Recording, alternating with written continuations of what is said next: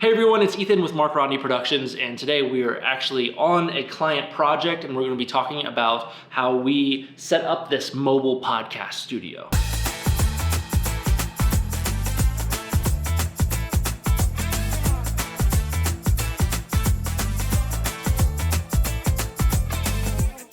So the location that we're at today is actually a wedding venue in Lima, Ohio, 19 Hawthorne. And they said, hey, we want to start a podcast to highlight some of our vendors as a way of marketing.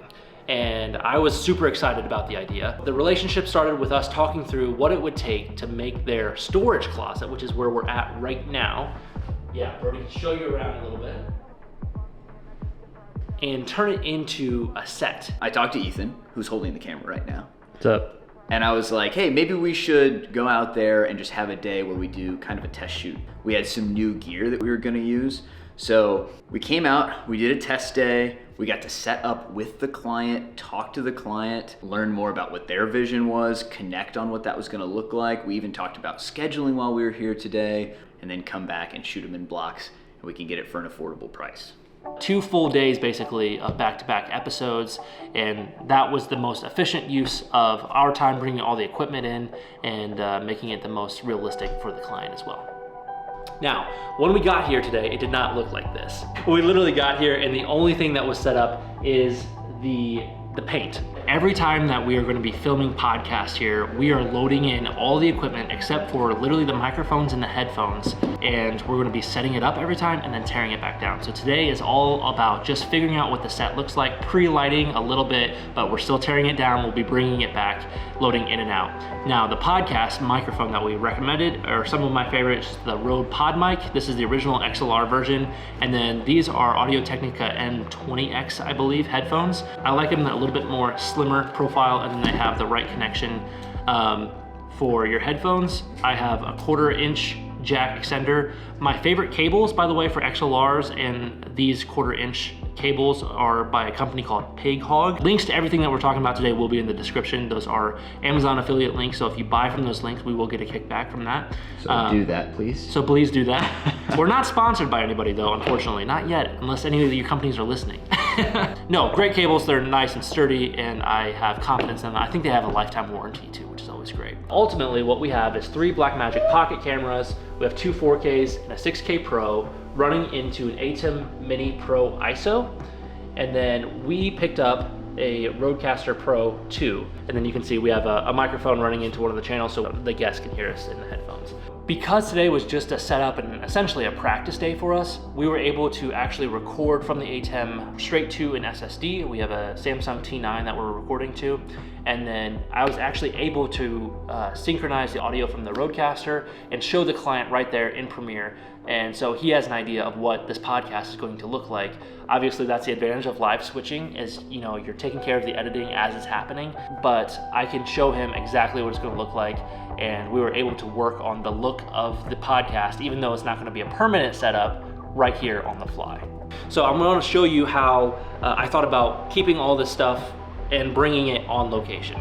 So first up, I just have this DJ bag. There are all kinds of these on Amazon. I think this is when I had this. And I actually had this already built before the shoot, but this is just for my live video switching. So I can live stream with this setup. I can record conferences, sessions, and things like that, run multiple cameras into my ATEM Mini. And then I just have all the cables. I've got a hub in here, a USB-C hub for SD cards. It was important that I have an Ethernet connection for the ATEM Mini. That's how you control the switcher, and then extra extension cords. I even have a little mini soundboard in here in case we need to run audio that way. Obviously now we have the Rodecaster, which I'll show you.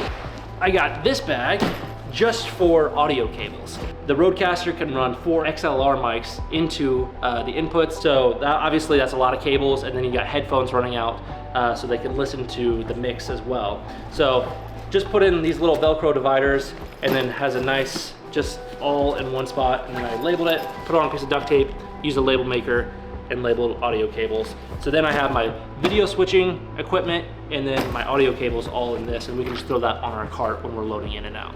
We brought all of our lights. What we decided on is this a little bit darker, warmer look It's more flattering to the skin tones. I really think it works well with the green and gold vibe that they have going on, the color scheme that they picked.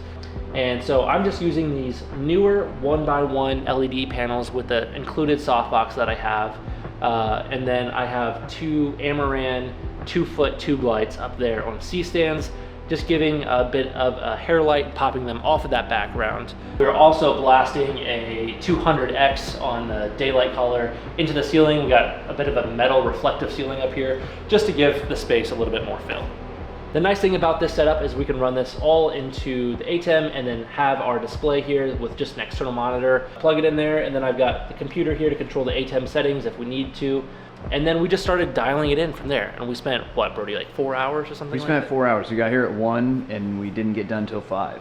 I want to show the final results here in a couple of moments, but everyone loves a good before and after. So I wanted to show you some footage from our first test shoot.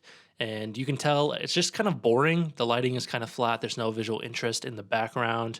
And while we were working on the technical side, making sure our lighting and audio was good, our client was really putting a lot of work in on the set, trying to spice it up a little bit. He added a lot of those old vintage wedding photos with the plants and golden fixtures and really added a lot to each shot. So without further ado, here is a clip from the first episode of Celebrate at 19 Hawthorne, the podcast.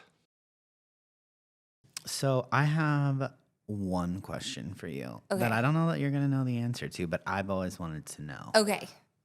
Where did the wedding cake trend come from? So I didn't know this until Chad made me look it up. I made her look it up.